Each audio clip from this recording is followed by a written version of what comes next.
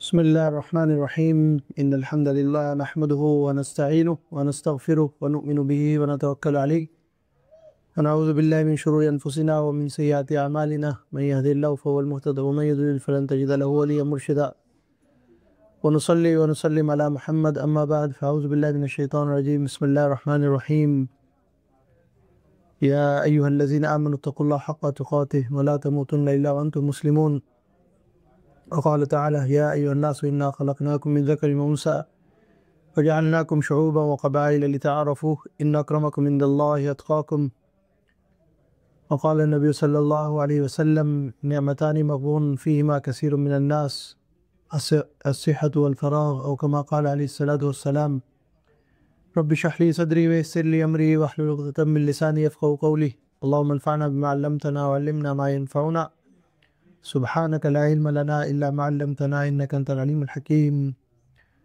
السلام علیکم ورحمۃ اللہ وبرکاتہ۔ الحمدللہ میرے بھائیوں، دوستوں، بزرگوں،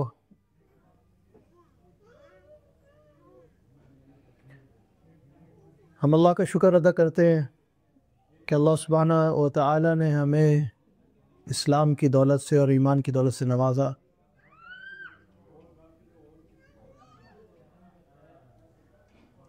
اللہ سبحانہ و تعالی کی توفیق سے سب کچھ ہوتا ہے۔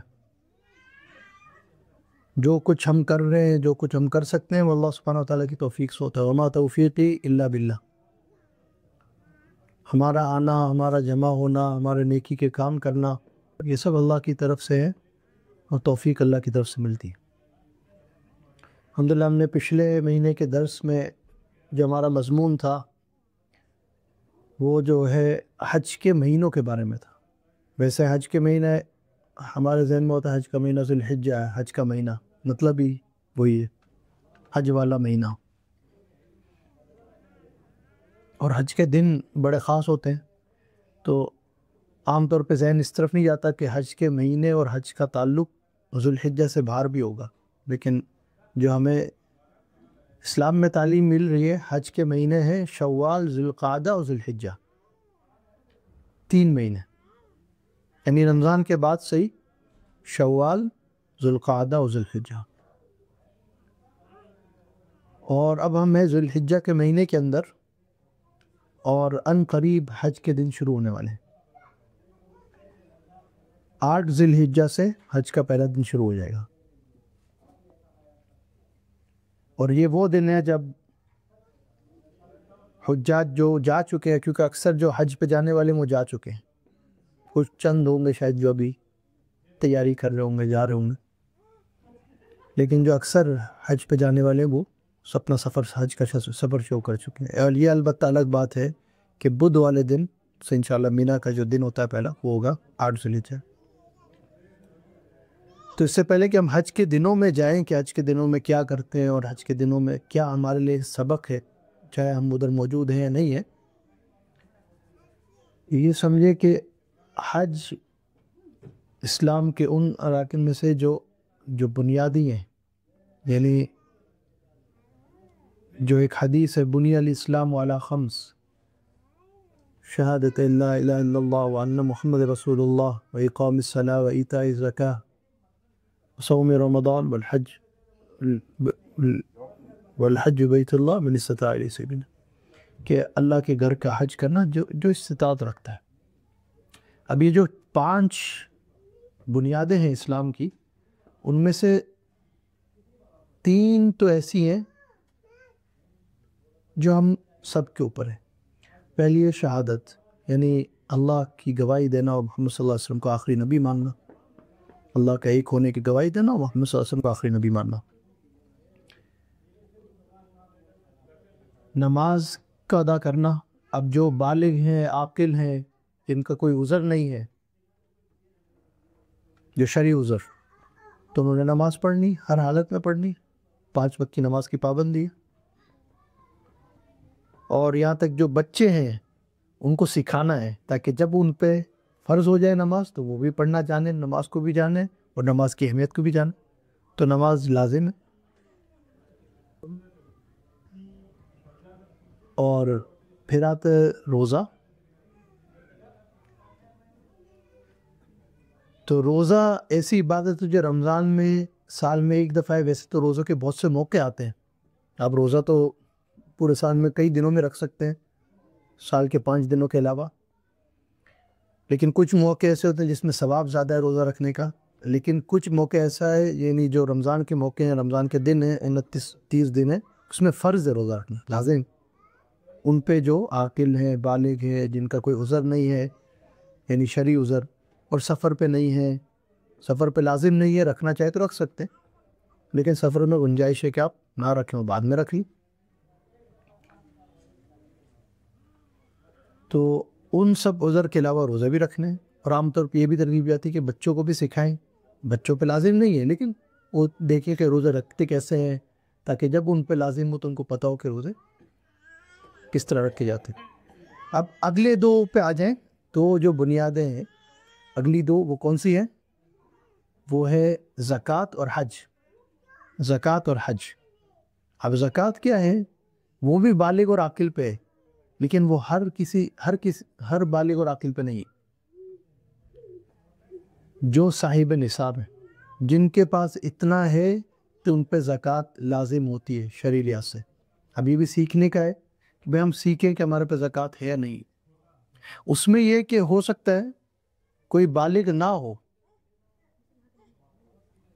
لیکن اس کے پاس اتنا ہے کہ زکوٰۃ بنتی ہے، تو اس پہ زکوٰۃ نہیں ہوگی. لیکن کوئی بالغ ہے لیکن اس کے پاس اتنا نہیں ہے کہ زکوٰۃ نہیں بنتی، تو زکوٰۃ نہیں ہوگی، اس پہ بھی نہیں ہوگی. تو اس میں خالی صاحب نصاب کی شرط نہیں ہے، اس میں یہ بھی شرط ہے کہ آپ کی اس عمر کے اندر، یعنی اگر بالغ اور عاقل ہے اور آپ کے پاس پھر اتنا ہے تو آپ زکوٰۃ دیں گے. تو اس کو سیکھنا چاہیے.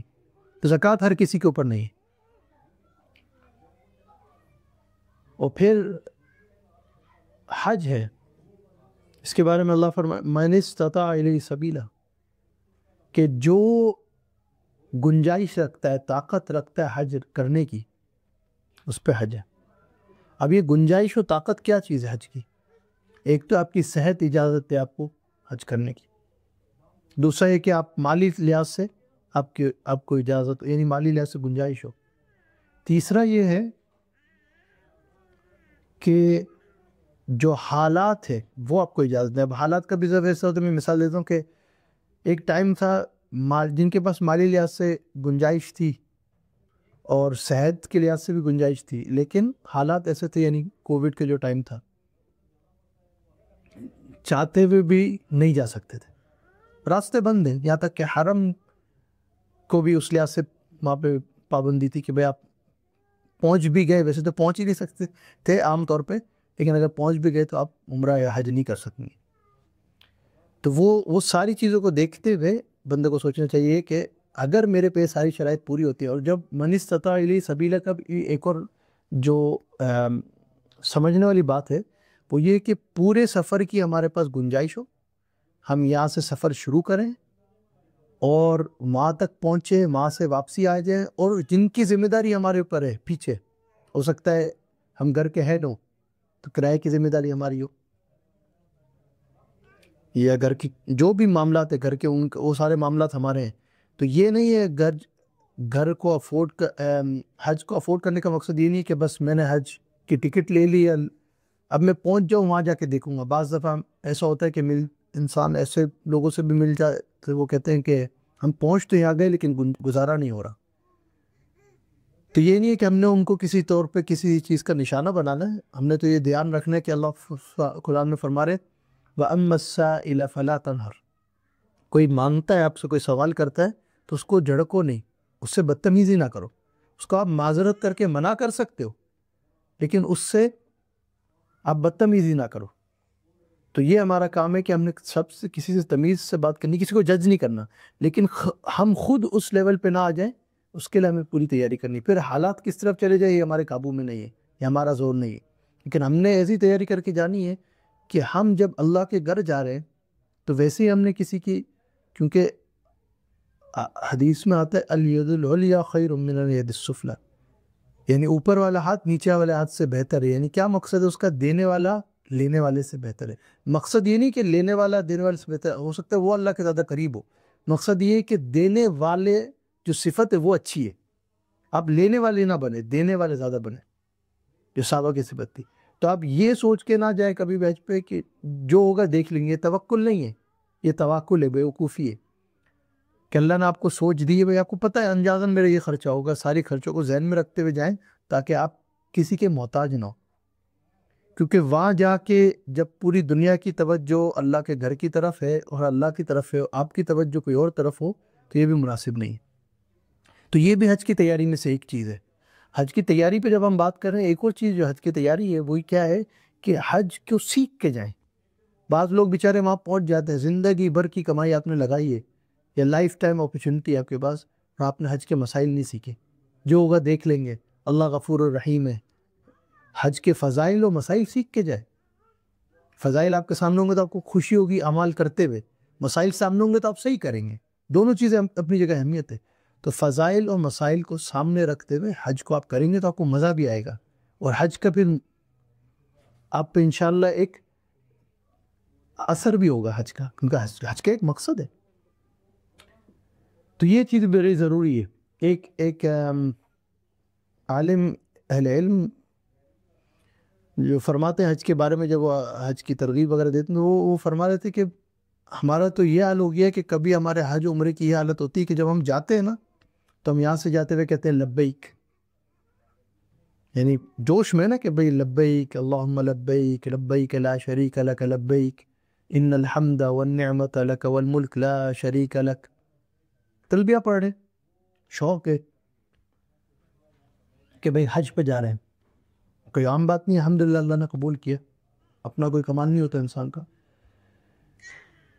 تو اب انسان جب حج پہ جا رہا ہے تو وہ تو شروع میں تو چلو، اس لیے بزرگ فرماتے ہیں ہر دفعہ نیت کو دیکھیں اپنی، شروع میں بھی، درمیان میں بھی، آخر میں بھی، کس لیے کیا، کس کہہ رہا ہے۔ اگر شروع میں آپ کی نیت ہے کہ بھئی اللہ کے لیے عمل کر رہے ہیں تو بیچ میں اور آخر میں کیا نیت ہے۔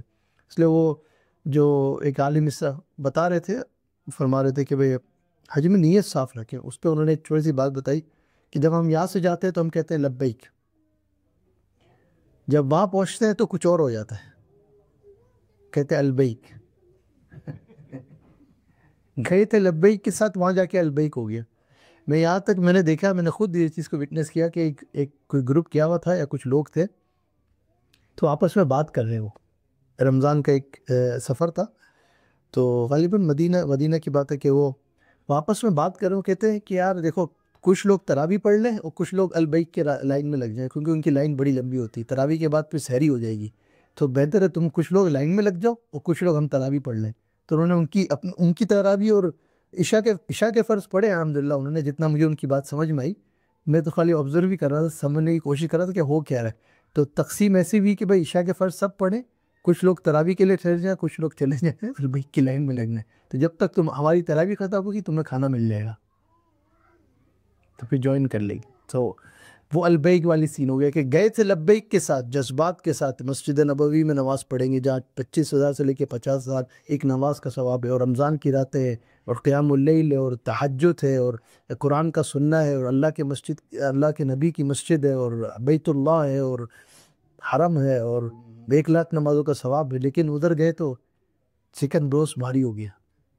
مطلب بندے کو سوچنا چاہیے کیا، اب دیکھیں اپنا آپ کو، بھئی نیت کیا تھی میری ادھر آنے کی۔ تو وہ جو بزرگ یہ فرما رہے تھے، کہتے پہلے تھا لبیک، ماں جا کے ہو گیا البیک، واپسی آتے ہوئے مائی بیک، میرا بیک، تو لبیک سے البیک اور پھر میرا بیک۔ وہ یہ بھی ایک الگ ہے۔ چلو بعض علماء نے یہاں تک لکھا ہے کہ آپ مدینہ کے اندر خاص طور پہ، ویسے مکہ میں بھی، اگر اس نیت سے آپ چیزیں لیتے ہیں کہ بھائی لوگوں کے لیے ہدیہ لے کے جا رہے ہیں، اس پہ بھی ثواب ہے، اور اس نیت سے لیتے ہیں کہ لوگوں کو، مدینہ والوں کو فائدہ ہو اور مکہ والوں کو فائدہ ہو، اس پہ بھی ثواب ہے۔ آپ کی نیت تو ثواب ہے نا، غلط نہیں ہے۔ یہ بھی غلط ایکسٹریم بات ہوتی ہے بھائی ادھر جا رہے ہیں تو کچھ نہیں لینا۔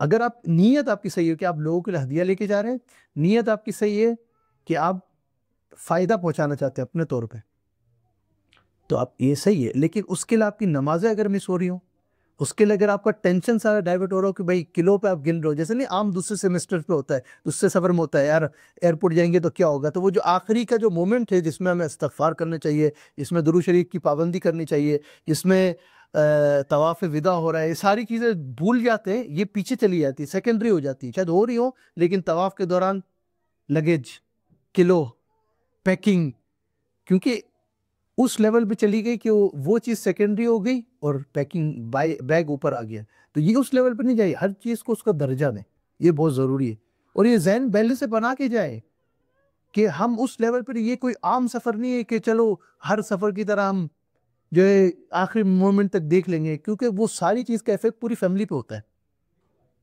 آخری تک پیکنگ ہو رہی ہے، آخری تک شاپنگ ہو رہی ہے، ادھر ادھر بھاگ، آخری کا مومنٹ تو کم سے کم کچھ اور گھنٹے آپ ایک طواف کر لیتے، روزہ رسول پہ حاضری دے دیتے، آخری سلام پیش کر دیتے، اور جانے کا غم ہوتا ہے، ادھر جانے کا غم اس لحاظ سے ہوتا ہے کہ ٹینشن ہو رہی ہوتی ہے کہ ایئرپورٹ پہ کیا ہو، وہ والا غم نہیں ہوتا جو بزرگوں کو ہوتا تھا کہ بھائی مدینہ چھوڑ دیں، اللہ کے نبی کا شہر چھوڑ دیں، پتہ نہیں پھر کب آنا نصیب ہو، تو یہ سب چیزیں ہمیں سوچ کے جانا چاہیے، یہ آج کی ٹریننگ کا حصہ ہے، اور عمرے کا بھی حصہ ہے کہ ہم جا رہے ہیں، اتنی عظیم جگہ پہ حاضری ہو رہی ہے، یہ سب چیزیں جب ہم نہیں سوچیں گے پھر وہیں پہ اینڈ اپ ہو جائیں گے ہم، اس لیے میں کہتا ہوں کرو تیاری، لیکن ایسی تیاری کرو کہ آپ ساری چیزوں کو سوچ کے جاؤ، پھر کچھ ہو جائے وہ اللہ کی طرف سے، لیکن آپ نے تو اپنی طرف سے، یہ توکل ہے، توکل کیا بیوقوفی کہ بھائی جا کے دیکھ لیں گے، نہیں، توکل یہ کہ آپ سب کچھ کر کے جاؤ، پھر کچھ ہو جائے تو وہ آپ کے قابو میں نہیں تھا، اللہ کا فیصلہ تھا، تو یہ چیز بڑی ضروری ہے تاکہ ہمیں وہ آخری لمحات، کیونکہ ہر چیز میں آتا ہے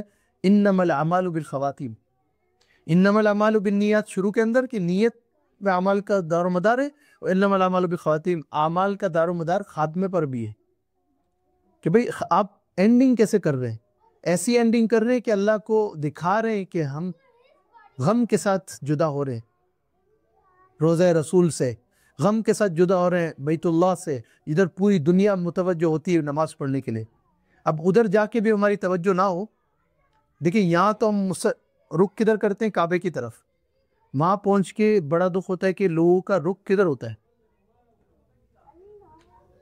کلوک ٹاور کی طرف ہے، پیٹ ہوتی ہے کعبے کی طرف، رخ ہوتا ہے کلوک ٹاور کی طرف کیمرے کے ساتھ، اندازہ لگائیں پوری دنیا اس وقت ادھر متوجہ ہو رہی ہے نماز پڑھنے کے لیے، ہم ادھر پہنچ کے ہماری پیٹ ہو کعبے کی طرف، اور ایک ڈسکشن ادھر الگ ہے کہ وَمَن يُعَظِّمْ شَعَائِرَ اللَّهِ فَإِنَّهَا مِن تَقْوَى الْقُلُوبِ، قرآن میں کہ تقوی کا ایک حصہ یہ ہے کہ جو اللہ کی نشانیاں اس کا احترام کریں، یہ تو فتوے کے اوپر چھوڑ دیں، فتویٰ دور کر دیں، نہیں پیٹ کرنا تو کچھ بھی نہیں ہے، ٹانگیں کرنا کچھ بھی نہیں ہے، یہ فتووں پہ ہم جا ہی نہیں رہے، ہم تقوی کی بات کر رہے ہیں، اور اللہ جو قرآن میں فرما رہے کہ یہ تو اللہ نے ایک نشانی بنائی ہے نا بیت اللہ، اس کا ہم احترام کیا کر رہے،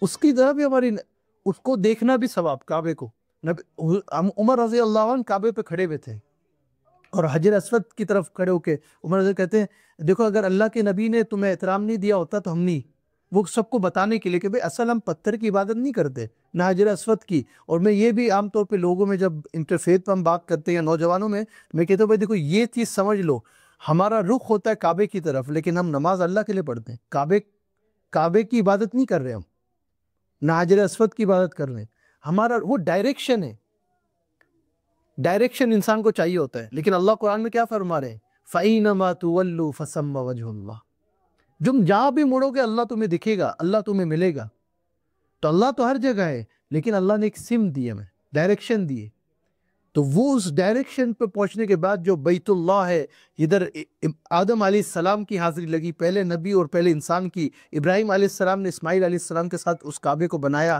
جو آج ہم محمد صلی اللہ علیہ وسلم نے حجر اسود کو پلیس کیا، ادھر رکھا جگہ پہ جہاں آج حجر اسود ہے، یہ سب ہونے کے باوجود ہماری ادھر توجہ نہ ہو تو کتنی محرومی کی بات۔ سعی صفا مروہ کے دوران ہمیں ٹینشن کیا ہوتا ہے، وہ ادھر اب تو کینچی لو کے لوگ کھڑے ہوتے ہیں، کٹانے بال کٹانے، ایسا اس زمانے میں گیا تو میں نے کہا یار کینچی تو دور کر لو، بچے لے کے کینچیاں گھوم رہے ہوتے ہیں، ایسا لگتا ہے ابھی کسی کی آنکھ میں گھسے گی یا کسی کو، تو ادھر الگ ہمارے کو ہوتا ہے کہ آپ نکل کے نائی کو ڈھونڈیں، ادھر توجہ ہماری کیا ہونی چاہیے صفا مروہ کے اندر، کہ دیکھیں کہ حاجرہ علیہ السلام ادھر دوڑی تھی، کیا منظر ہوگا وہ، کہ وہ اکیلی عورت تھی ادھر، اور ایک بیٹا جو اسماعیل علیہ السلام جو نبی کا رول آگے پلے کرنے والے تھے، ادھر اللہ کے فرشتے کی حاضری ہوئی کہ جب وہ زمزم کا جو سلسلہ ہوا. یہ سب چیزیں ہمیں تصور میں ہونی چاہیے. یہی تو مقصد ہے ان جگہوں کا کہ ہمیں یاد دلائے، ہمیں ہماری ہسٹری پتہ ہو. نبی صلی اللہ علیہ وسلم نے جو عمرہ کیا وہاں سے، وہ صفا وہ پہاڑی ہے، خالی وہ نہیں ہے جیسا ہم طواف شروع کرتے ہیں، وہ صحیح شروع کرتے ہیں. وہاں سے حاجرہ علیہ السلام نے دوڑنا شروع کیا. وہاں سے نبی صلی اللہ علیہ وسلم نے اٹھ کے پہلا اعلان جو کیا ہے اپنی ایج آف 43 میں، کیونکہ پہلے 3 سال تقریباً نبی صلی اللہ علیہ وسلم نے جو نبوت کا کام کیا وہ دار ارقم میں کیا. جب آپ صلی اللہ علیہ وسلم کو اعلان ہوا، اللہ سبحانہ تعالیٰ کا حکم ہوا کہ آپ کھلا اعلان کر کے کام کرو، تو پہلی دفعہ جو اللہ کے نبی کھڑے ہوئے وہ صفا پہاڑی پہ کھڑے ہوئے، جہاں سے ابو لہب نے وہ کیا. ابو لہب نیچے، کیونکہ آج کل تو ہمیں سمجھ میں نہیں آتا، کیونکہ صفا پہاڑی کی وہ اونچائی نظر نہیں آتی ہمیں، الگ الگ لیول بن گئے. صفا پہاڑی وہ پہاڑی ہے جس پہ آپ صلی اللہ علیہ وسلم کھڑے ہوئے اور انہوں نے مخاطب کیا سب کو جو کھڑے ہوئے تھے، ادھر سب کو جمع کیا. اور وہ جو ہم پیغام سنتے کہ بھائی صفا پہاڑی کے پیچھے آپ صلی اللہ علیہ وسلم نے فرمایا کہ اگر میں بولوں کہ دشمن آ رہے تو یہ وہ پہاڑی ہے، صفا پہاڑی. اندازہ لگاؤ، ادھر ہم کھڑے ہو کے ہماری توجہ کہیں اور ہو، ہمارا دھیان کہیں اور ہو، ہماری سوچ کہیں اور ہو، تو یہ ہماری اپنی محرومی. تو ہمیں یہ بھی سوچنا چاہیے، سوچ کے ساتھ جائیں کہ ہر مقام پہ کون حاضر ہوا، کس نے کیا پڑھا اور کیوں پڑھا. اللہ کے نبی جب خود حج کے لیے آئے وہاں پہ اور عمرے کے لیے جو عمرے کی صحیح کی آپ صلی اللہ علیہ وسلم نے اپنی لاسٹ ایئر کے اندر 10 ہجری کے اندر، تو آپ صلی اللہ علیہ وسلم طواف کے بعد جب ادھر پہنچے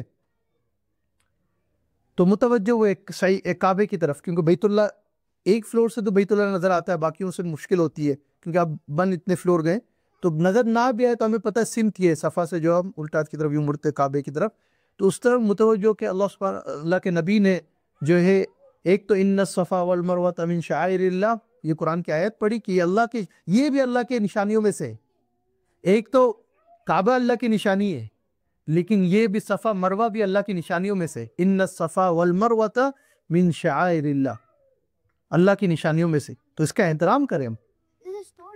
اور پھر جب وہ کعبے کی طرف اللہ کے نبی متوجہ ہوئے تو انہوں نے اپنی دعا کے اندر کیا انکلوڈ کیا، کیا شامل کیا؟ اللہ کے نبی نے لا الہ الا اللہ. کیوں؟ اس لا الہ الا اللہ کا بڑا گہرا پیغام ہے. کیا پیغام ہے؟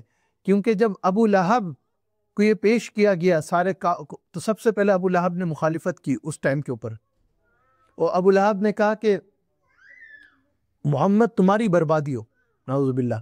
تو اللہ سبحانہ وتعالی نے تبت یدا ابی لہب جو نازل فرمائی سورہ لہب. اب یہ 20 سال کے بعد کیا ہو رہا ہے؟ پہلے آپ صلی اللہ علیہ وسلم 43 کے جب یہ اعلان کر رہے ہیں اور ابو لہب یہ کہہ رہا ہے، 20 سال بعد آپ صلی اللہ علیہ وسلم 1.5 لاکھ کے مجمع کے ساتھ کم و پیش ادھر موجود ہے اور اللہ کے نبی وہی لا الہ الا اللہ کہہ رہے ہیں، اور لوگ لبیک کہنے والے کتنے؟ 1.5 لاکھ کا مجمع 20 سال میں. یہ ہمیں امید دلاتا ہے کہ آپ کے ساتھ کوئی کھڑا ہو نہ کھڑا ہو، اللہ کھڑے، اللہ آپ کے ساتھ ہے. جہاں آپ صلی اللہ علیہ وسلم اکیلے تھے، ان کے پاس اتنی مخالفت تھی کہ اپنے لوگ ان کے خلاف ہیں، اسی طرح حاجر علیہ السلام یہاں پہ اکیلی تھی لیکن اللہ ان کے ساتھ تھے. 2 تاریخی لوگ وہاں پہ موجود اور اکیلے لیکن اللہ ان کے ساتھ تھے، حاجر علیہ السلام، محمد صلی اللہ علیہ وسلم.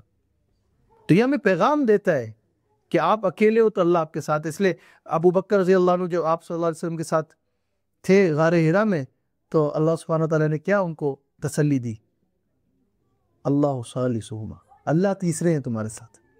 ہم یہ امید اللہ کرتے ہیں، انا عند ظن عبدی بی، میں اپنے بندی کے ساتھ ایسے ہوں جیسے وہ مجھ سے گمان کرے. ہم یہ امید تو اللہ سے رکھیں کہ اللہ ہمارے ساتھ ہے.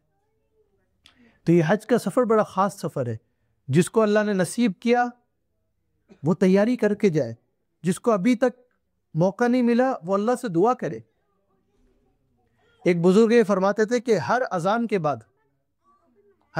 بعد اللہ سے دعا کرو، کیونکہ اذان ایک طرح سے کس طرف لے کے جا رہی ہے؟ ہمارے اذان اسی طرف لے کے جاتی ہے نا کہ بھئی اب کعبے کی طرف متوجہ کرنے کا وقت آ گیا ہے.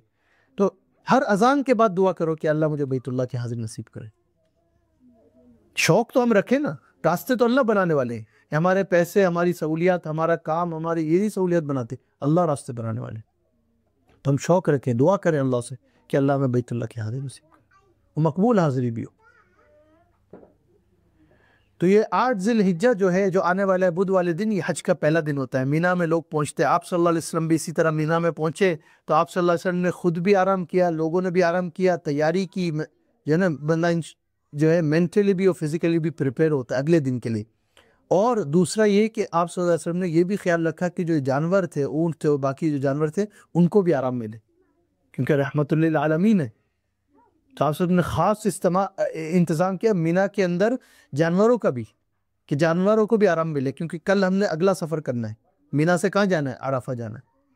اب یہ جو عرفہ کا دن ہے، یہ اتنا خاص ہے کہ آپ صلی اللہ علیہ وسلم کی حدیث میں ہے، آپ صلی اللہ علیہ وسلم نے فرمایا کہ عرفہ حج ہے۔ یہ ایسے ہی ہے جیسے کہتے ہیں کہ دعا عبادت ہے، دعا عبادت کا مغز ہے، یا دعا ہی عبادت ہے۔ اسی طرح عرفہ کے بارے میں کہا گیا عرفہ ہی حج ہے، اس لیے اہل علم نے فرمایا جس کا عرفہ چھوٹ گیا، مس ہو گیا، تو اس کا حج بھی نہیں ہے۔ اتنا اہم دن عرفہ کا، 9 ذی الحجہ جو ہے، اگر ہم حج پہ حاضری نہیں ہوئی اس دفعہ، تو پھر بھی عرفہ کا دن ہمارے لیے اہم ہے، حج کے دن ہمارے لیے پھر بھی اہم ہے۔ یہ جو 10 ذی الحجہ کے پہلے دن ہے، یہ ہمارے لیے اہم ہے، اور میں نے پہلے بھی بتایا کہ یہ جو 10 ذی الحجہ کے پہلے، یعنی پہلے 10 دن جو ہے ذی الحجہ کے، ان کی فضیلت ایسی جیسے رمضان کی 10 راتوں کی، رمضان کی آخری 10 رات سے بڑی اہم ہے نا، اسی طرح ذی الحجہ کے پہلے 10 دن بڑے اہم ہیں۔ تو اس میں منیمم چیز ہم جو کر لیں، گناہوں سے بچ جائیں۔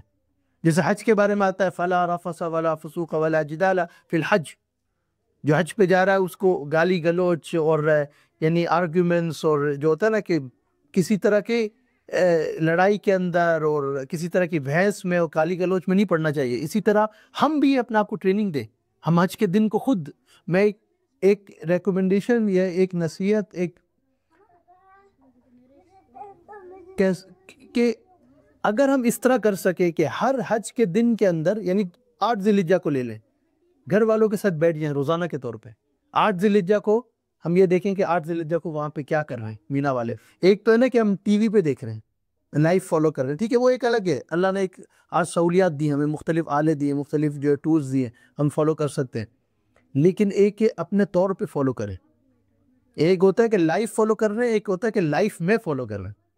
لائف فالو چلو ٹھیک ہے، ہم فالو کر لیا، اسکرین کے اوپر دیکھ لیا، لائف میں فالو کرنے کے آپ پڑھیں اور سمجھیں، مینا کا مقصد سمجھیں، مینا کے دن کو سمجھیں۔ تو روزانہ کم سے کم اگر ہم اس طرح کر لیں کہ چند 15-20 منٹ لے کے بیٹھ جائیں، فضائل حج لے لیں کتابیں، فضائل حج کو کھول لیا، اس میں پڑھیں کہ حج کیسے ہوتا ہے، حج کے فضائل کو پڑھ لیں، حج کی کیا ثواب ملتا ہے۔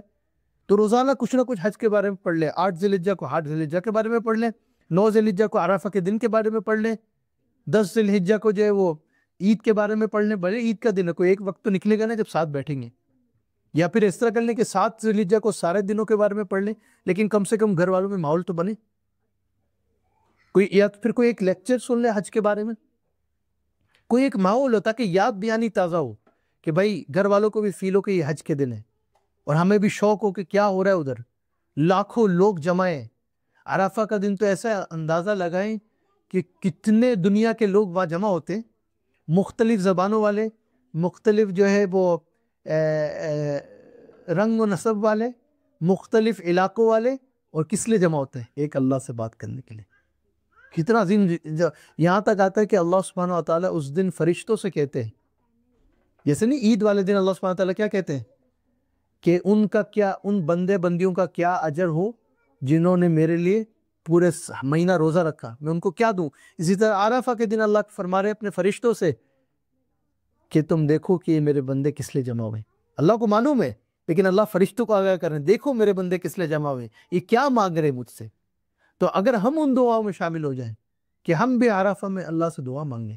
نبی صلی اللہ علیہ وسلم کے بارے میں آتا ہے کہ نبی صلی اللہ علیہ وسلم کا عرفہ 2 حصوں میں تقسیم تھا عرفہ کے دن۔ ایک حصہ وہ تھا جو دعویٰ اور دوا میں تھا، یعنی دعویٰ اس طرح کے لوگوں کو یاد دہانی کرانا، کیونکہ لوگ مختلف قبیلوں کے آئے ہوئے تھے، مختلف گروپس میں آئے ہوئے تھے، مختلف جماعتیں تھی، تو نبی اللہ کے نبی جو اپنے اونٹ کے اوپر، جس کا نام قصوہ، مدینہ سے مکہ اس میں آئے تھے، اسی کے اوپر آپ صلی اللہ علیہ وسلم جو ہے وہ مختلف قبیلوں کے پاس جا رہے ہیں۔ اور یہ حدیث جابر رضی اللہ عنہ سے حج کی حدیث ملتی، جو پوری لمبی حدیث ہے، جس میں جابر رضی اللہ عنہ نے آپ صلی اللہ علیہ وسلم کے قدم با قدم حج کو پورا، کہ ہم نے پڑھا ہو نا حج قدم با قدم، ایک لوگ کتابچے لکھتے ہیں، تو آپ صلی اللہ علیہ وسلم کا حج جو ہے قدم با قدم پورا حج سے پہلے، حج کے اعلان سے پہلے اس حدیث میں آ رہا ہے کہ کیا آپ صلی اللہ علیہ وسلم نے کیا. حج کے اعلان سے پہلے وہ پورا حج کا سفر، اور حج کے بعد کبھی اس حدیث کے اندر کہ بھئی پورا اللہ کے نبی کا حج کیسا تھا. تو اب وہ جو آپ صلی اللہ علیہ وسلم عرفہ کے اندر لوگوں سے مل رہے ہیں، وہ یہاں تک آتا ہے کہ نبیت ابن شریط ایک صحابی ہے، اس وقت کم عمر تھے، چھوٹے تھے، تو وہ کہتے ہیں میں نے پہلی زیارت اللہ کے نبی کی وہاں کی عرفہ میں. کیا منظر ہوگا، ایک تو عرفہ کا میدان اور اللہ کے نبی کی زیارت. وہ کہتے ہیں کہ میں اپنے والدین کے ساتھ تھا، تو میرے والد صاحب نے مجھے دکھایا دیکھو وہ جو اونٹ پہ بیٹھے ہوئے ہیں نا، اونٹ پہ تشریف رکھتے ہیں، وہ اللہ کے نبی ہیں. یہ تو ایسے ہو گئے جیسا کسی کا نا کوئی رول ماڈل ہو، زندگی میں کبھی لائف دیکھا نہ ہو، پھر جس کے بارے میں زندگی میں سنتے ہی رہتے ہوں، پھر اچانک کہ بھئی دیکھو وہ ادھر بیٹھا ہوا ہے، کھڑا ہوا ہے. تو اللہ کے نبی کو نبیت بن شریط بتاتے ہیں کہ میں نے پہلی دفعہ ایسے دیکھا. اور یہ حج تو ایسا خاص تھا اللہ کے نبی کا، جو حجۃ الوداع جس کو ہم کہتے ہیں، کہ اس میں اس حج کے سفر سے بہت سے لوگ صحابہ اور صحابیہ کا درجہ پا گئے، کیونکہ زندگی میں اللہ کے نبی کو انہوں نے کبھی دیکھا نہیں تھا. پیغام دوسروں سے ملا، مختلف قاصد جو آتے تھے اللہ کے نبی کا پیغام لیا، مسلمان ہوئے، اسلام قبول کیا، پھر اس پیغام کو لے کے اپنے قبیلے میں گئے، اپنے گاؤں میں گئے، اپنے علاقوں میں گئے، اور انہوں نے اسلام کا پیغام، اسلام کا کام شروع کیا، اور لوگ کتنے مسلمان بنے. لیکن انہوں نے کبھی بھی اللہ کے نبی کو دیکھا نہیں، کیونکہ وہ اپنے اپنے علاقوں میں دور ہیں. لیکن یہ حج ایسا تھا جب اللہ کے نبی نے اعلان کیا کہ میں حج پہ جا رہا ہوں، تو دور دور تک خبریں پہنچ گئی. ایک تو حج، پھر اللہ کے نبی کے ساتھ حج. دور دراز سے لوگ مدینہ کے باہر جمع ہو گئے تھے، دور دراز سے لوگوں نے کئی عرصے پہلے ٹیلٹ لگا لیے، اور پھر اللہ کے نبی کے انتظار کیا کہ جب وہ اعلان کریں گے اب حج پہ ہم نکل رہے تو ہم ساتھ ہو جائیں گے. تو کتنے لوگ ساتھ، یہاں تک آتا ہے کہ 1,44,000 یا یعنی 1.5 لاکھ کا مجموعہ تقریباً. انداز لگاؤ، انسان 10-12 لوگ کا بھی کوئی گروپ لے کے جائے تو انسان کو ٹینشن ہو جاتی ہے، یار کیسے سنبھالیں گے، بھائی اس کے مزاج الگ ہے، یہ الگ ہے، وہ الگ ہے. 1.5 لاکھ کا مجموعہ اللہ کے نبی کی قیادت کے اندر، اور ہر ایک کی خواہش کیا ہے کہ اللہ کے نبی کو دیکھیں. تو عرفہ میں بھی یہی ہوا کہ اللہ کے نبی جب مختلف قبیلوں سے مل رہے ہیں تو سب اب اللہ کے نبی کو جو ہے شوق سے مل رہے ہیں، سن رہے ہیں، اور زندگی بھر کے اندر کبھی ملے نہیں. تو بہت سے لوگ اسی ایک ملاقات سے صحابہ اور صحابیہ کا درجہ پا گئے. انداز لگیں کیا منظر ہوگا، اور کیا اس محفل کی کیا بات ہوگی جہاں صحابہ اور صحابیہ کا سٹیٹس مل رہا ہو. کسی کو ٹائٹل ملتے ہیں تو وہ سرمنی خاص ہوتی ہے نا، ٹائٹل والی سرمنی کیسی ہوتی ہے. ٹھیک ہے، وہ ایک طرح کہہ لیں کہ سرمنی تھی. عرفہ کا میدان، یعنی بہت سے لوگ اللہ کے نبی کو دیکھ کے زیارت ایمان کی حالت کے اندر، وہ ایمان کے ساتھ، تو صحابہ اور صحابہ کا ٹائٹل پا رہے. تو اسی طرح نبیت بن شریط جو ایک صحابی، وہ کہتے ہیں کہ میرے ماں باپ نے جب میرے والد صاحب نے دکھایا، میں نے اللہ کے نبی کی زیارت کی، اور تو یہ پہلی زیارت تھی. تو یہ بڑا خاص سفر تھا. تو پھر اللہ کے نبی نے ایک تو چھوٹے چھوٹے خطبے کیے مختلف قبیلوں میں، پھر ایک بڑا خطبہ جو بڑا مشہور ہے، خطبۃ الوداع، یعنی جو ایک طرح سے کہہ لیں کہ ہم جدائی کا یا رخصتی کا خطبہ، کہ جب آپ سے میں اس میں اعلان بھی کیا کہ ہو سکتا ہے میں آئندہ کبھی ملوں نہ تمہیں. یہ ان کے لیے بھی پیغام تھا جن سے پہلی دفعہ مل رہے تھے، اور ان کے لیے بھی پیغام تھا جن کے ساتھ سفر کر کے ادھر آئے تھے، کہ ہو سکتا ہے یہ آخری دفعہ ہماری اس طرح ملاقات ہو، پہلی دفعہ اتنا بڑا مجمع جمع ہوا ہے. اور ہر بندہ، صحابہ اور صحابیت یہ کہتے ہیں کہ ہمیں ایسا لگ رہا تھا اللہ کے نبی ہم سے ڈائریکٹ بات کر رہے ہیں. یعنی اتنی کلیئر آواز، آج اتنی کلیئر آواز مائکرو فون میں بھی نہیں ہوتی. جب جمع ہو جائے مجمع تو مائکرو فون کے بغیر، کوئی اسپیکر، مائکرو فون کچھ بھی نہیں، لیکن اللہ کے نبی کی آواز، یہ بھی اللہ کی طرف سے ایک معجزہ کہ ہر بندے کو اللہ کے نبی کی آواز پہنچے. اور اس میں اللہ کے نبی نے جو ہے فیملی نظام جو اس پہ بات کی، اور جو عصبیت ہے اس پہ بات کی، اور جو سارے سود کے نظام ہے اس کے اوپر بات کی. یعنی سب کی جو خراب نظام ہے ان کی نفی کی، اور جو صحیح نظام ہے اس کو آپ سے تجویز دی اور حکم دیا کہ اس کو نافذ کریں. ایک سالڈ خطبہ تھا جو سولیوشن ہے دنیا کے لحاظ، پورا ایک یعنی سمری تھی. اور پھر اللہ کے نبی نے یہ بھی پوچھا کہ میں نے اپنا حق ادا، میں نے صحیح کام کیا ہے نہیں. دیکھیں محاسبہ کیسے کر رہے ہیں، اللہ کے نبی کی عاجزی دیکھیں کہ میں نے کام صحیح کیا ہے نہیں. تو سب نے ایک ساتھ ہو کے کہا کہ آپ نے حق ادا کر دیا، آپ نے حق ادا کر دیا، آپ نے خالی کہا نہیں، آپ نے حق ادا کر دیا. اندازہ لگا وہ کیا منظر ہوگا جب لاکھ سے اوپر 1.5 لاکھ کا مجموعہ اللہ کے نبی کی گواہی دے رہا ہوں. تو اللہ سبحانہ و تعالیٰ اللہ کے نبی نے جو اللہ کے طرف یعنی آسمان کی طرف اوپر دیکھ کے کہا اللہم اشہد اللہم اشہد اللہم اشہد، کہ اللہ آپ گواہ رہنا کہ میں نے یعنی یہ میری گواہی دے رہے اللہ آپ اس کے گواہ رہنا. یعنی اپنی اتنی فکر اس لیول کے اوپر آج ہم سمجھتے ہیں کہ ہم اپنے فریضہ انجام دے رہے ہیں ڈنڈیاں مارتے ہوئے بھی. میں نے تو میری تو کوئی غلطی نہیں ہے. اللہ کے نبی جو معصوم ہیں، اللہ کے نبی جنہوں نے ہر چیز کی امت کے لیے، اور یہاں تک اس کے بعد کیا ہو رہا ہے، یہ تو دعا اور دعویٰ کی بات کرتے ہیں نا، اب دعا پہ آ جائیں. تو عرفات کے میدان میں اللہ کے نبی نے جمع نماز پڑھائی ظہر عصر. صدر آج ہم بھی جاتے ہیں تو ظہر عصر جمع کرتے ہیں عام طور پہ، اور مزدلفہ میں جا کے پھر مغرب و عشاء ہوتی. صحیح. تو عرفہ کے اندر ایک وجہ کیا بتاتے ہیں جمع کرنے کی، خالی سفر وجہ نہیں ہے، یہ وجہ ہے کہ باقی وقت جو ہے تاکہ دعا میں لگ سکے. تو اللہ کے نبی پھر اونٹ کے اوپر بیٹھ کے اور اس طرح ہاتھ اوپر کیے اور چند گھنٹوں تک دعا میں لگے رہے، نہ اپنی حیت چینج کی، نہ پوزیشن چینج کی. اسی طرح اونٹ کی کمر پہ بیٹھے میں، اونٹ کی کمر پہ ویسے ہی بیٹھنا آپ کو پتا ہے کیسا ہوتا ہے. چند گھنٹوں تک ایک ہی پوزیشن میں ہاتھ اوپر اور مانگتے رہے دعا اللہ سے. یہاں تک کہ چند کو تو ایسا لگا کہ اللہ کے نبی کے شاید روزہ ہے، نہ کھا رہے نہ پی رہے، بس دعا میں لگے ہوئے. تو میمونہ رضی اللہ عنہ آپ وسلم کی اہلیہ، انہوں نے دیکھا کہ یہ معاملہ ایسا ہو گیا کہ لوگ تو اس وقت پیاسے اور بھوکے ہیں، لیکن اس لیے نہیں کھا رہے کہ شاید اللہ کے نبی کو، وہ تو اللہ کے نبی جیسے کرنا چاہ رہے. کیونکہ ابو ہریرہ رضی اللہ عنہ کی ایک روایت ہے جس میں فرماتے ہیں کہ اللہ کے نبی نے ہمیں منع کیا کہ عرفہ کے دن عرفہ میں روزہ رکھنا. اس بات کو ذرا سمجھیں کہ جو عرفہ کے میدان میں ہے اس کے لیے عرفہ کا دن روزہ نہیں رکھنا ہے، کیونکہ حج کے اندر ہے، آپ عرفہ کو آپ الگ طور پہ ایکسپیرینس کر رہے ہیں، اور ادھر گرمی ہے. اب وہ گرمی کا انداز لگا ہے، آج تو ہمیں ٹیلٹ ہوتے ہیں، اے سی والے ٹیلٹ اور مختلف رانی اور شانی اور لبن اور پتہ نہیں کیا کیا ہوتا ہے. اس کے علاوہ بھی ہم کہ تھک گئے یار. ادھر کھلے میدان، چلو ان کے پاس بھی ٹیلٹ تھے، خیمے تھے، لیکن وہ سہولیات نہیں تھی جو آج تھی. اب اللہ کے نبی تپتی ہوئی دھوپ میں زور سے اثر کا وقت، عرفہ کا میدان، اور جو ہے وہ اونٹ کی کمر پہ بیٹھے، اوپر اونٹ کے بیٹھے ہوئے، اور چند گھنٹوں تک ایسے دعا مانگ رہے. لیکن کس کے لیے مانگ رہے ہیں؟ آپ کے اور ہمارے لیے دعا کر رہے.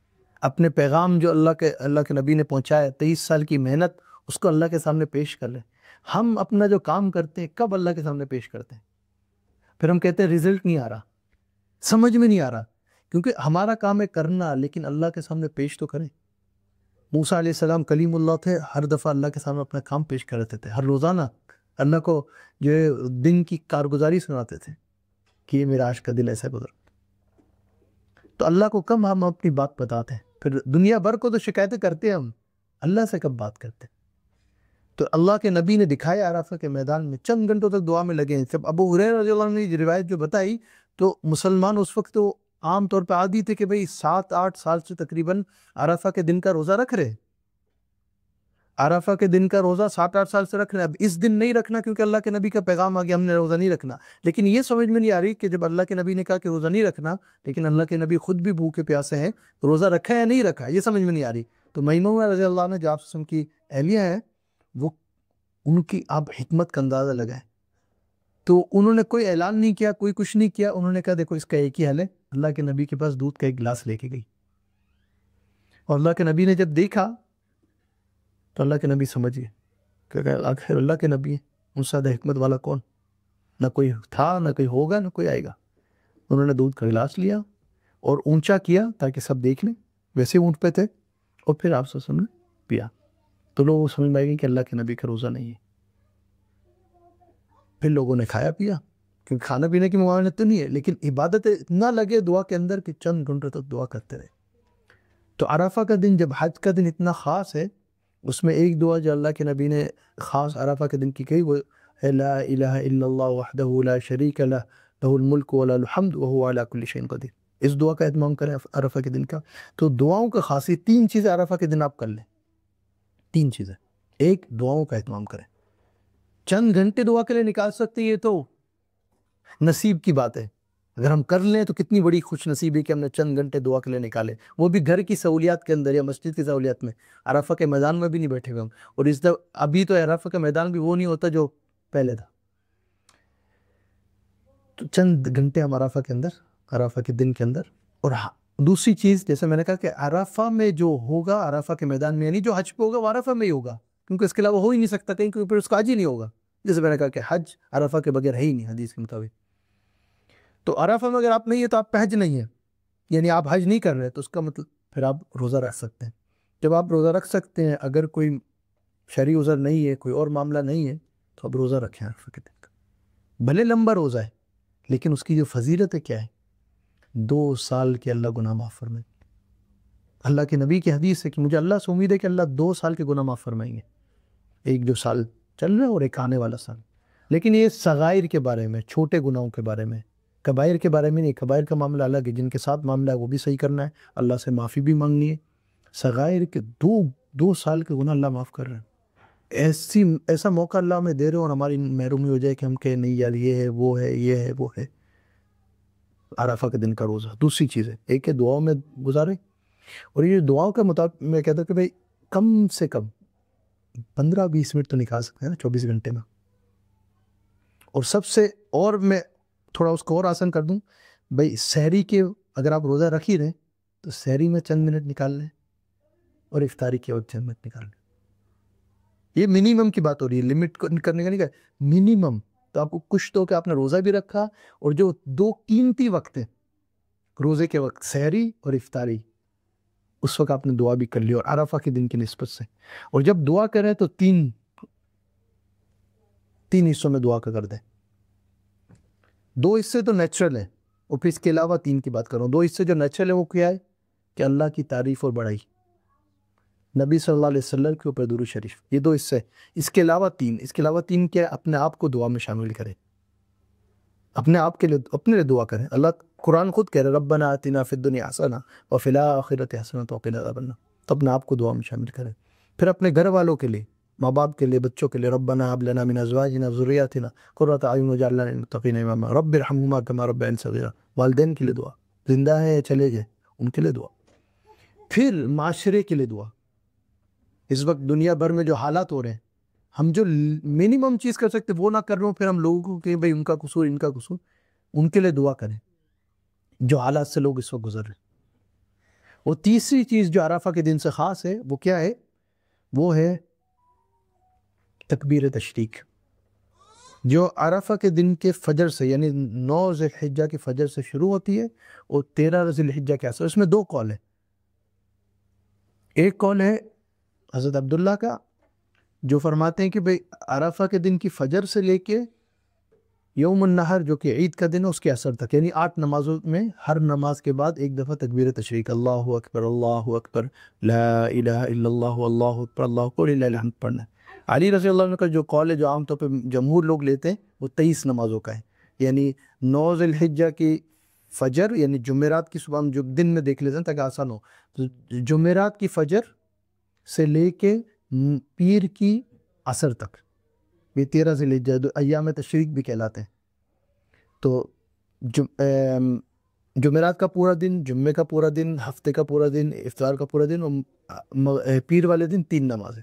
تو 23 نمازوں کے اندر آپ نے ایک دفعہ پڑھنا ہے. مردوں کے لیے کیا حکم ہے، چاہے وہ اکیلے نماز پڑھ رہے، جماعت کا حکم ہے، ٹھیک ہے. اگر آپ، لیکن اگر جماعت کے ساتھ آپ نہیں پڑھ رہے، جماعت سے پڑھ رہے ہیں، تو جماعت کے بعد سب ایک دفعہ منیمم زور سے پڑھیں اللہ اکبر، یعنی تکبیر تشریق ایک دفعہ زور سے پڑھیں. اب اس میں کیا ہے کہ بھائی کبھی امام بھول جائے تو کوئی ایک بندہ جس کو یاد ہے وہ تکبیر تشریق زور سے پڑھ لے تاکہ سب کو یاد آ جائے. لیکن اس میں بلیم گیم نہ کھیلیں، امام کے بارے میں، کسی اور کے بارے میں. کسی اور کے بارے میں کیا ہو سکتا ہے، کسی نے زیادہ پڑھ لیا، اس پہ بلیم گیم، بھائی ایک دفعہ ہی پڑھنی ہے. کسی نے کم پڑھ لی، بھائی تو کیوں نہیں زیادہ پڑھ رہا. تو یہ بلیم گیم نہ کریں. ایک دفعہ لازم ہے سب پہ، کوئی نہیں پڑھ رہا تو آپ زور سے پڑھ کے اس کو یاد دلا دیں. تو سب نے زور سے ایک دفعہ پڑھنا ہے. اگر جماعت سے نماز پڑھ رہے، اکیلے پڑھ لیں، پھر بھی نماز کے بعد ایک دفعہ آپ نے ضرور پڑھنا ہے یہ تکبیر تشریق. خواتین کے لوگوں میں کہ آہستہ آواز سے پڑھیں، چاہے مسجد میں نماز پڑھی ہے، کہیں اور آہستہ آواز سے ایک دفعہ، لیکن سب نے ایک دفعہ تکبیر تشریق کا اہتمام کریں ان 23 نمازوں کے اندر.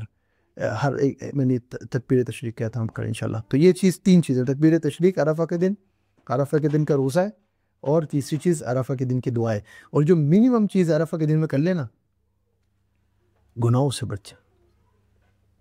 اور ان دنوں کے اندر بھی، لیکن خاص طور پہ ہم کچھ اور نہیں کر سکتے بھائی، روزہ صحت اجازت نہیں دے رہی، ٹھیک ہے، تکبیر تشریق میں یہاں تک جا رہا ہوں بھول گئے، ٹھیک ہے، ایک مثال ہے، دعا موقع نہیں ملا، سارے بہانے ڈھونڈ کے آپ کہہ لو بھائی دعا کا موقع نہیں ملا، روزہ آپ کو صحت اجازت نہیں دے رہی، اور تکبیر تشریق بھول گئے کیونکہ نمازیں بھی بھول گئے، وہ اٹ سیلف ہی گناہ ہو جائے گا۔ لیکن گناہ نہ کریں، کسی کی غیبت میں نہ پڑے، کسی کا دل نہ دکھائے، کوئی اور غلط کام نہ کرے، منیمم چیز جو ہے بڑے دن کے بڑی عظمت ہم کر لیں کہ بھائی گناہ نہ کریں، یہ خود ہی اپنے آپ میں ایک نیکی ہے۔ پھر ہم آ جائیں عید کے دن کے اوپر۔ عید الاضحیٰ وہ دن ہے جو قربانی کا دن ہے۔ عید الفطر جیسا ہوتے ہیں کہ وہ صدقۃ الفطر جس میں دیتے ہیں، اور وہ اس میں ہم بتا رہے ہوتے ہیں کہ ہم آج صبح، اس لیے عید الفطر میں سنت کیا ہے کہ کھا کے کچھ میٹھا کھا کے، نماز کی تیاری کر کے پھر میٹھا کھا کے کچھ کھا کے، کھجور کھا لیں، آپ سے سن کے سنت کھجوری، تو کھجور کھا کے کچھ کھا کے آپ جو ہے عیدگاہ کی طرف جائیں، تاکہ آپ بتائیں اس دن آپ جو ہے مارک کر رہے ہیں کہ میرا روزہ نہیں ہے۔ اس لیے سنت کیا ہے کہ پہلے کھا کے جاؤ۔ عید الاضحیٰ میں کیا ہے واپس آ کے کھاؤ، واپس آ کے کھانے کی کیوں سنت ہے؟ کیا کہ اپنی قربانی کا کھاؤ۔ لیکن اب یہاں پہ وہ انتظام نہیں ہوتا، کر بھی رہے ہو تو پھر اس وقت تو گوشت آپ کو فوراً نہیں ملتا۔ وہ ایک الگ بات ہے کہ ایک دفعہ مجھے ایک بندے کا فون آیا، کہتا ہے میرا قربانی کا گوشت آ گیا، ابھی میں عید کی نماز یہاں سے پڑھ کے نکل، میں نے کہا آپ نے کام کی قربانی؟ کہتا پتہ نہیں، مجھے بس فون آیا آ گیا ہے، بعد میں پتہ چلا اس کی قربانی 2 ہفتے پہلے عید سے ہو چکی تھی۔ میں نے کہا یہ کون سی قربانی؟ اس نے ڈیٹ بتائی مجھے، کوئی فریز باکس اٹھانے گیا، اس پہ ڈیٹ لکھی تھی 2 ہفتے پہلے، تو میں نے کہا یہ پھر ماڈرن قربانی ہوگی، یہ تو شرعی لحاظ سے تو قربانی نہیں ہے۔ بہرحال یہ الگ ایک سائڈ لائن ہوگی، لیکن مجھے بتانے کا مقصد ہے پھر بھی اگر آپ اس پہ اگر صحت اجازت دیتی ہے، اور کسی کو ہوتا ہے بھائی کھانا پڑتا ہے صبح صبح، کوئی اور مسئلہ ہے، شوگر کا ہے، کوئی ہے، تو بھائی کھا لے تو مذائقہ نہیں، لیکن اصل سنت کیا ہے کہ آپ عید سے نماز کے بعد واپس جا کے جو بھی گھر میں بنایا ہے، جو بھی ہے کسی اور کے یہاں جا رہے ہیں تو وہ کھائیں، ٹھیک ہے۔ تو وہ عید الاضحیٰ کی سنت یہ، اور تکبیرات جو ہے وہ آپ زور سے پڑھتے ہوئے جائیں، زور سے، اتنے زور سے نہیں ہے کہ پورے محلے کو سنا، لیکن اتنا ہے کہ آپ کے کانوں میں آواز جائے، اور رخ بدل لیں، ایک روٹ سے جائیں دوسرے روٹ سے آ جائیں، یہ بھی ایک سنت ہے اگر کر سکتے ہیں۔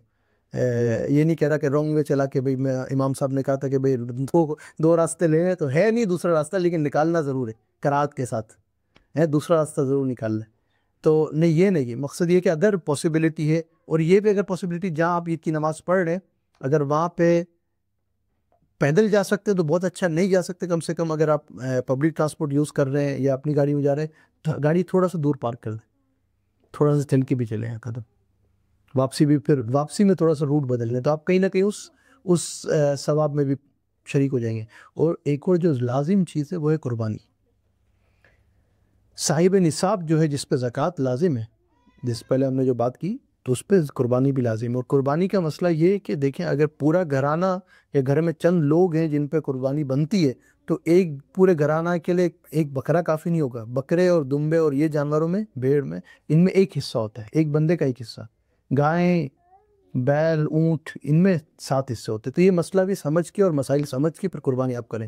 اور اگر یہاں نہیں ہوتی، جیسے یہاں پہ نہیں ہوتی سہولت، تو جو لوگ یہاں سے آرگنائز کر رہے ہیں قربانی دوسرے ملکوں کے لیے، ان کے تھرو کروا رہے ہیں، کوئی آرگنائزیشن سے جو ویلفیئر آرگنائزیشن، ان کے تھرو کرا لیں، آپ کے اپنے رشتہ دار ہیں جو زیادہ حقدار ہیں، ان کر کے ان کو، آپ کو نہیں مل رہا کم سے کم ان کو مل جائے گا، تو ان کے پاس کرا لیں، کسی مدرسے میں کرا لیں، لیکن کرائیں قربانی ضرور، اور مسائل سمجھ کے، یہ نہیں کہ بس اللہ قبول کرنے والے۔ جہاں ہم دوسری چیزیں سمجھ کے کرتے ہیں، سمجھا کے کرتے ہیں، تو اس کو بھی سمجھ کے کریں اور لوگوں کو سمجھا کے کریں۔ ایسے نہیں آپ مان لیے لوگ نہیں سمجھتے یار، یہ نہیں، یہ تو بہت عجیب زمانہ ہے، تو آپ جب اپنی چیز ہوتی ہے تو پھر سمجھا کے ہی رہتے ہیں۔ جو چیز نہیں بھی سمجھ میں آ رہی، بھائی نہیں سمجھ میں آ رہی، میں سمجھا کے رہوں گا۔ تو یہ دین کا معاملہ ہے، اس کو بھی خود بھی سمجھے اور دوسروں کو بھی سمجھا کے رکھیں۔ ضد و لڑائی کی بات نہیں ہے، لیکن ایک چیز جو ہے وہ ہے۔ تو قربانی کا مسئلہ بھی بڑا اہم ہے۔ لوگوں کے حج کے بارے میں بھی اور قربانی کے بارے میں بڑے ویوز ہوتے ہیں، بڑے مزیدار ویوز ہوتے ہیں، کہتے ہیں اس سے بہتر ہے کسی اور کو دے دیں، یہی پیسہ کسی اور کو دے دیں، یا پھر حج میں بھی یہ کہتے ہیں اس سے بہتر ہم، بھائی جو اللہ کا حکم ہے نا، آپ اپنی عقل ادھر نہیں کام کریں، عقل کام کرنے جائیں گے تو پھر آپ عقل سے پیدل ہو جائیں گے۔ اللہ کے حکم کے سامنے آپ اپنی مرضی نہ چلیں۔ بھائی باقی سب چیزیں آپ دیں، خیرات آپ کو کون منع کر رہا ہے؟ پورے سال آپ خیرات دیں۔ آپ کو خیرات صرف بقرعید پہ کیوں یاد آتی ہے؟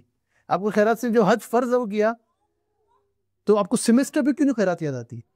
وہی لاکھ کراؤں سیمسٹر پہ لگا دیں گے، اس وقت نہیں کہیں گے کہ یہی پیسہ میں اگر وہ دے دیتا. حج کے اوپر آرگیومنٹ ہوگی بھائی کہ یار یہ اس سے بہتر تو تھا کہ ہمیں پیسہ ہے. اور جو حج پہ جا رہا ہے ان کو پھر تنقید بھی کریں گے. سوشل میڈیا پہ ٹرینڈ بن گیا نا، خود نہیں کرنا لیکن دوسروں کو تنقید بھی کرنی اور مسائل، مفتی بھی بننا اور مفتہ بھی بننا ہے. بھائی آپ نہیں کر رہے ٹھیک ہے، دوسرے کو تو کرنے دو. اور آپ کے یہی کال ان کے بارے میں تو نہیں ہوتے جو پوری دنیا پھر کے اپنی ولاگنگ کر رہے ہیں، ان کو تو آپ نہیں لکھتے کہ یہی پیسہ تو غریبوں کو دے دیتا. کوئی حج پہ جا رہا ہے تو اس کو ماشاءاللہ آپ بڑے مفتی اعظم بن گئے کہ آپ ان کو فتویٰ دے رہے ہیں. تو اپنی عقل کو سائیڈ پہ رکھیں. اور بعض لوگ یہ بھی ٹرینڈ بن گیا آج کل، موٹیویشنل سپیکرز جو ہے وہ کہتے ہیں دین میں نقل نہیں عقل ہے. یہ بھی غلط بات ہے. عقل آپ کی ظاہر سی بات استعمال ہوگی جب آپ عمل کر رہے ہیں، لیکن جب جہاں اللہ کے نبی کی بات آ گئی، اللہ کی بات آ گئی، تو وہاں عقل سے زیادہ نقل ہے، کیونکہ ہماری عقل اس سے اوپر جا نہیں سکتی. آپ کو یہ بھی سمجھنا ہے. جہاں لوگ اس پہ لگے ہوئے کہ نہیں آپ اپنی عقل استعمال کر رہے ہیں، آپ خود قرآن کو سمجھیں، خود قرآن کو پڑھیں، اپنے مسائل خود نکالیں، پھر وہ مسائل حل نہیں ہوں گے، مسائل اور بڑھیں گے. جو اہل علم پوری زندگی لگا کے آپ کو مسائل سمجھا رہے ہیں، آپ کہہ رہے ہیں ہم خود سمجھیں گے، پھر ہر ایک خود سکولر بنا ہوا ہوگا. اور اس کے بارے میں تو حدیث بھی اللہ کے نبی نے پہلے ہی فرما دیا تھا.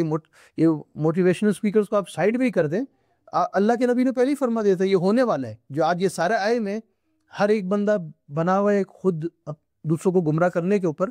اللہ سب کو ہدایت دے، لیکن یہ بہت سنسیئر بات ہے کہ لوگوں کو اہل علم سے دور کر کے یہ کہنا کہ بھائی اپنا خود راستہ ڈھونڈو.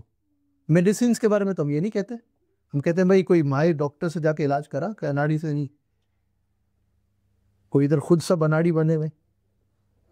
اب جب اناڑی بنو گے نا، جب آپ خود نہیں آتا، آپ کو نہ عربی آتی، نہ آپ کو اصول آتے ہیں، نہ آپ کو تاریخ کا پتہ، نہ آپ کو شان نزول کا پتہ، نہ آپ کو سیاق و سباق کا پتہ، کچھ پتہ نہیں آپ کو، یہ ٹرمز بھی نہیں پتہ ہوں گے آپ کو. میں آپ کو نہیں بات کر رہا ہوں، میں جنرل ایک بات کر رہا ہوں. اور پھر آپ کہو کہ مجھے یہ سمجھ میں آتا ہے. بھائی میں اور تم کون ہوتے سمجھ میں آتا ہے؟ جب اللہ کے نبی سے ہوشیار اور عقل مند کوئی تھا نہیں. اللہ کے نبی کو اللہ فرما رہے وما اوتیتم من العلم الا قلیلا، ہم نے آپ کو علم نہیں دیا مگر بہت تھوڑا. جب اللہ کے نبی کا علم تھوڑا تو ہم کون ہیں؟ وہ کہتے ہیں ہم کون سے کھیت کی بولی تو وہ والی بات.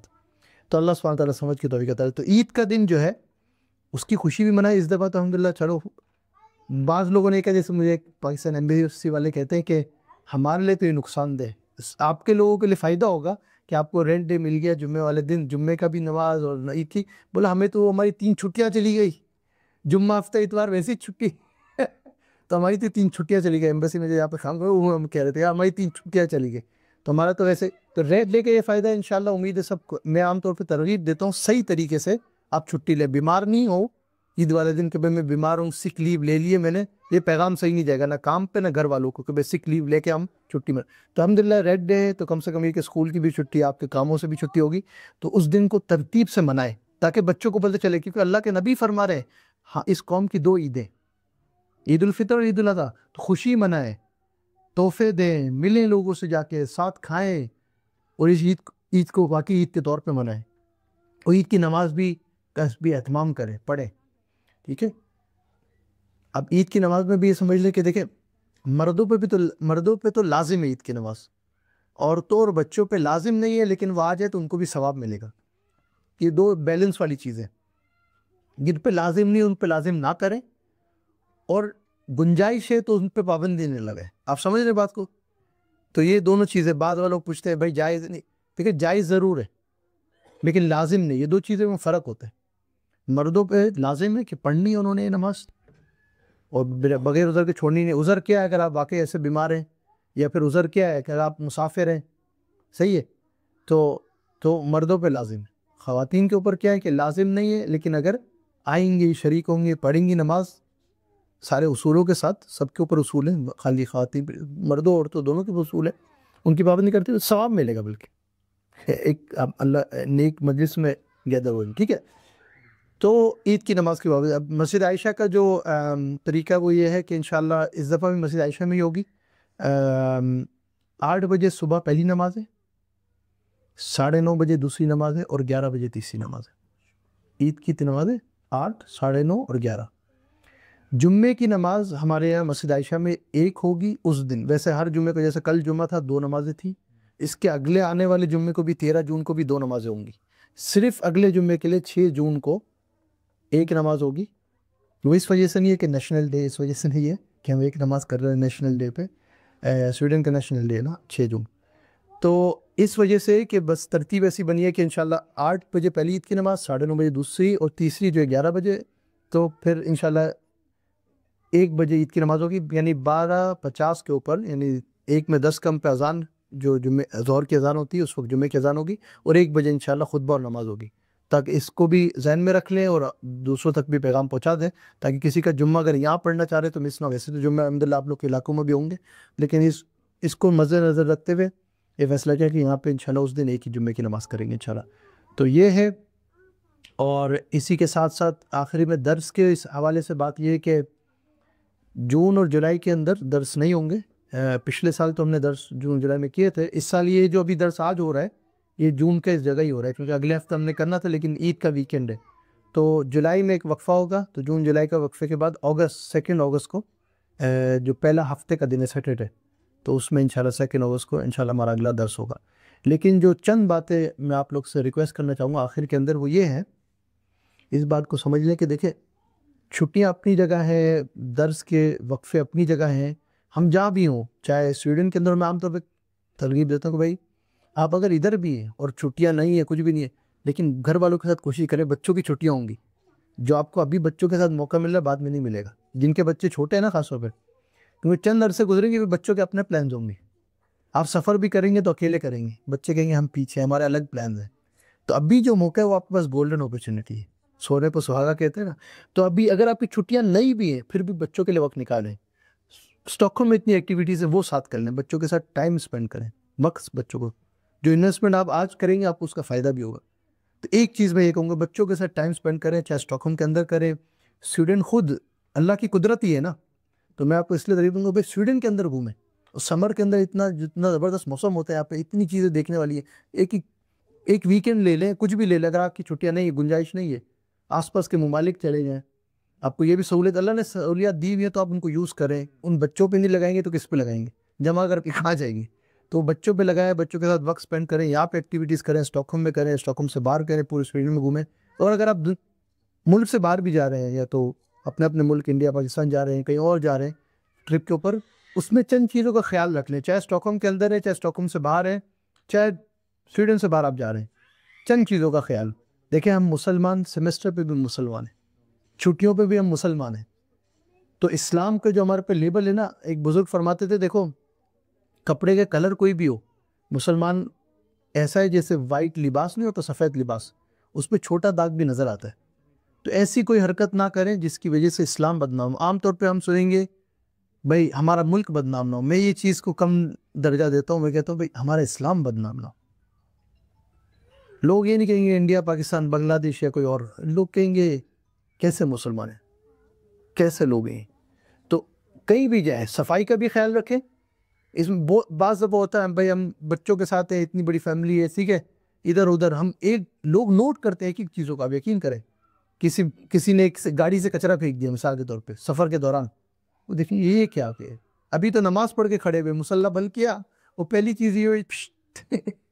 تو یہ سب چیزیں ہماری ٹوٹل پکچر ہے اسلام کی کہ اسلام کیا ہے. صفائی کا خیال، انوائرمنٹ کا خیال، یہ ساری چیزیں. تو ہم سیمسٹر پہ بھی مسلمان ہیں، تو اس چیز کا خیال رکھیں. دوسری چیز، نماز اور قرآن کو ساتھ رکھیں اپنے. کہیں بھی ہو نماز کی پابندی کریں. دوسری چیز، قرآن سے دن شروع کرو ختم کرو. آپ ہوٹل میں بھی ٹھہرے ہوئے ہیں، سفر پہ گئے ہیں، صبح سورہ یاسین سن لیں. باہر نکلیں، آپ کوئی ایکٹیویٹی کر رہے ہیں، سب سورہ یاسین مل کے گاڑی میں سن لیں.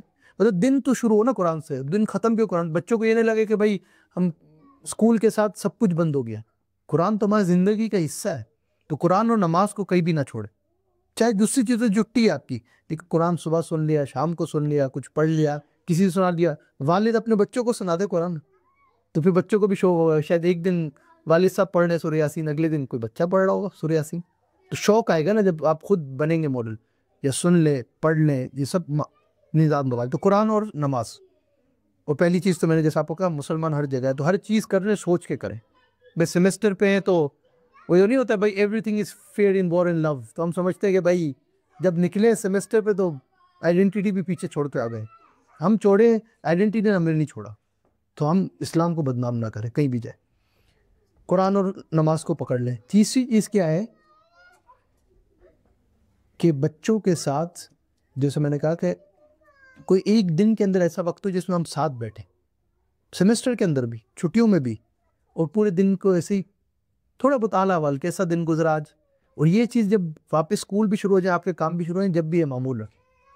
اور چوتھی چیز کیا ہے کہ جہاں بھی ہم ہوں، اگر کوئی ادارہ ہے، مسجد ہے، ڈپینڈ کرتا ہے کہاں جا رہے ہیں سیمسٹر پہ، کہیں بہت مساجد ہوتی ہیں، کہیں نہیں ہوتی ہیں، کہیں کم ہوتی ہیں، تو روزانہ کم سے کم ایک دفعہ، ورنہ اتنا تو کر لیں کہ ہفتے میں ایک دفعہ مسجد یا کسی اسلامی ادارے میں لے کے جائے بچوں کو۔ یہاں درس نہیں ہو رہا، بچوں کے قرآن اسکول ہے یا جو بھی تھے وہ ابھی صبر میں شاید نہیں ہو، آن لائن بھی جو سسٹم ہوگا وہ نہیں ہو رہا، تو آپ کم سے کم ادارے میں لے کے جائیں، کسی ایک ادارے میں ہفتے میں ایک دفعہ، چند دنوں میں ایک دفعہ آپ ضرور لے کے جائیں، ایک نماز ضرور پڑھیں، اس سے فائدہ ہوگا کہ بھئی کوئی نہ کوئی اثر۔ اور آخر جو میں بات کہنا چاہوں گا، دعا، جیسے میں نے عرفہ کے دن کی دعا کا کہا نا، تو روزانہ اپنے بچوں کے لیے، اپنے لیے اور پوری امت کے لیے دعا کریں، اپنے لیے، اپنے گھر والوں کے لیے، قریبی کے لیے، ماں باپ کے لیے، بچوں کے لیے اور امت کے لیے دعا کریں۔ تو دعا ساتھ نہ چھوڑیں، دعا ہمیشہ، سفر میں بھی، اور سفر میں تو دعا قبول بھی ہوتی ہے، تو دعا کا اہتمام کریں انشاءاللہ۔ تو اللہ سبحانہ وتعالیٰ جو ہے عمل کی توفیق عطا فرمائے، اللہ سبحانہ وتعالیٰ جو ہے ہمارے آسانی کا معاملہ فرمائے۔ میں بس یہ دیکھ لوں کہ جو ساری اطلاعات دینی تھی آپ کو وہ انشاءاللہ الحمدللہ۔ تو بس اتنا ہی کہ جیسے میں نے کہا کہ 2 اگست کو انشاءاللہ ہمارا اگلا درس ہوگا، جون جولائی کے اندر کوئی موقع نہیں، لیکن اللہ کا گھر ہے، کھلا ہوا ہے انشاءاللہ، تو آپ پھر بھی آ سکتے ہیں، جون جولائی میں ادھر آ سکتے ہیں، ایسا نہیں ہے، اگر آپ اسٹاک میں تو ادھر آئے، یا دوسری مساجد ہیں جو آپ کے قریب پڑتی ہیں راستے میں ادھر جائیں۔ اور میں یہ بھی تھوڑا سا، اگر ہم ادھر ہی ہیں کہیں اور نہیں جا رہے، تو یہاں جو مساجد ہیں وہ بھی بچوں کو لے کے جائیں، فیتیا میں بڑی مسجد ہے، اپسالہ میں ہے، مطلب بچوں کو یہ ہوگا کہ ان کو تھوڑا سا فیل ہوگا کہ بھائی ہم نے بڑی مساجد دیکھی، یہ بھی کوئی حصہ ہوتا ہے، فیلڈ ٹرپ جس کو ہم کہتے ہیں۔ دیکھو مجھے اب تک یاد ہے جب میں چھوٹا، میں نے یہیں پہ اسکولنگ کی ہے، یہیں کی پیدائشی، یہیں کی اسکولنگ، تو 97-98 کے اندر جب میں 7-8 سال کا تھا، تو ہم فیلڈ ٹرپ پہ اسکول کے ساتھ گئے تھے، اپسالہ مسجد۔ اب تک مجھے وہ سفر یاد ہے اپنا، ایک بچوں کے اوپر ایک وہ اثر ہوتا ہے کہ بھائی ہم نے بچپن میں جو چیز کی وہ بچپن تک رہتی ہے، جیسے کہتے ہیں نا بچپن کی بات بچپن تک۔ وہ ٹرپ بھی کرائے بچوں کو، ساتھ ساتھ کھائے پیے بھی، گھومے بھی، لیکن اللہ کے گھر بھی دکھائیں ان کو، جہاں جہاں اللہ کے گھر ہیں اور مسلمان ہیں، جس سے مختلف مسلمانوں سے ملیں گے، نوجوانوں سے، تو ایک ان کا بھی ذہن بھی کھلتا ہے اس سے بھی انشاءاللہ۔ تو اللہ سبحانہ وتعالیٰ عمل کی توفیق عطا فرمائے، اللہ سبحانہ وتعالیٰ سب کو اپنے زمان میں رکھے، جہاں جہاں آپ لوگ جا رہے ہیں سفر میں خیر حافظ سے جائیں، جو ادھر ہیں وہ بھی خیر حافظ سے رہیں، اور انشاءاللہ پھر زندگی رہیں تو اگست میں انشاءاللہ ملاقات ہو، اگر کہیں اور نہیں ہوئی تو۔